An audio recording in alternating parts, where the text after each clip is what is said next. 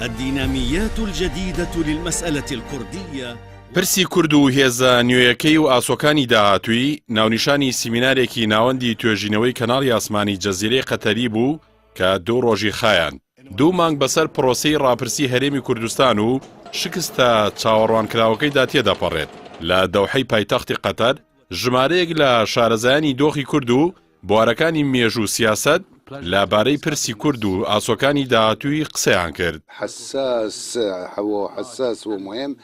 ڕەنج عەلاءالدین شارەزا و توێژەر لە پرسی کورد لەو سمینەرە داوتی ڕۆژهەڵاتی ناوەڕاست پێویستی بە چوارچێوەی هەرێمی ڕێزلێگیراوی نێوان هاوڵاتی حکوومەتەکان و دابەشکردنی دەسەڵاتەکان هەیە.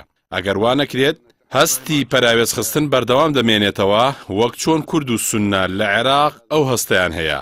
عەلاءالدین کە پسپۆڕە لە بواری مێژووی نوێی ڕۆژهەڵاتی ناوەڕاست وتیشی لە ئێستادا عێراق بەدەستی قەیرانی دەسەڵاتەکانەوە دەناڵێنێت و ئێستا عێراق هیچ کەس نازانێ دەسەڵات لە کوێ دەست پێ دەکات و لە کوێش کۆتایی پێدێت جگە لەوەش کە ژمارەیەک دەسەڵاتی وەک میلیشیاکان و هۆزەکان و پیاوانی ئاینی دەرکەوتون.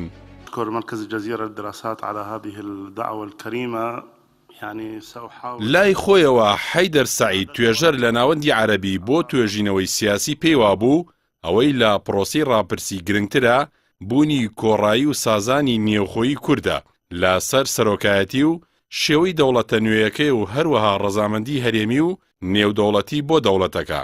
سەعید وتیشی میزاجی نێودەوڵەتی بەرامبەر بە هەرێمی کوردستان دەری خست کە لە ئێستادا لە بەرنامەی دانیە جارێکی دیکە ناوچەکە دابەش بکاتەوە. بەپێی قسەی سەعید کۆمەڵگەی نێودەوڵەتی تەنها لە حاڵەتی هەڵوەشاندنەوەی ئیمپراتۆریەتەکاندا لەگەڵ دابەشبووندایە وەک ئەوەی لە دەرەنجامی هەڵوەشاندنەوەی ئیمپراتۆریەتی عوسمانی و یەکێتی سۆڤێتدا ڕوویدا. لای خۆیەوە ئەلیوا گرانگ شارەزای یاسایی و هەماهەنگکاری پاڵپشتی نێوەندگیری ناسراو بە ئیگادوتی ئامانج لە ڕاپرسیەکەی هەرێمی کوردستان ئەوەندەی بەهێزکردنی دۆخی یاسایی هەرێم بوو ئەوەندە ئامانج لێی دیاریکردنی مافی چارەنووس نەبوو. گرانگ وتیشی دیاریکردنی مافی چارەنووسی گەلان پێویستە لە چوارچێوەی ئەو دەوڵەتانەدا خۆیان چارەسەر بکرێت کە کەمینەیان تێدایە ئەوەش لە ڕێگەی یەک دابەشکردنی دەسەڵات و داهاتەکان، 2 پێدانی مافی زیاتری گزارشکردن لە شوناسیان، 3 بەردەوامیدان بە گفتوگۆ و دانوستان بۆ پێکەوە ژیانی باشتری لایەنە جیاوازەکان لە یەک دەوڵەتدا. لەو سیمیناری کەناڵی جەزیرەی قەتەریدا سلێمان سەنسووی سەرۆکی ناوەندی تورکی ئاسیایی بۆ لێکۆڵینەوەی استراتیژی وتی کێشەی کورد ئەوەیە بۆ چارەسەری پرسەکەی چاوەڕێی فاکتەری مێژووی نەکات بەڵکو دژی ڕەوتی مێژوو دەوەستێتەوە ئەوەش هەمیشە دۆڕانی پرسەکەی لێکەوتوێتەوە.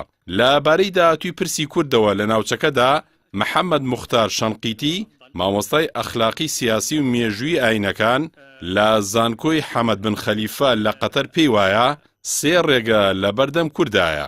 یەکەمینیان مانەوەی زۆرە ملێ و داپڵۆسێنەرانە ئەمەش هەڵەیەکی ئەخلاقی و نەفامی سیاسیە. دووەمیان سربەخۆییە کە چارەسەرێکی ناواقعیە. سێمیشیان بژاردەی پێکەوە ژیانە لە نێو دەوڵەتێکدا کە مافەکانی گەرەنتی بکات ئەمەیان ڕێگەیەکی ژیرانە و بێکێشەیە.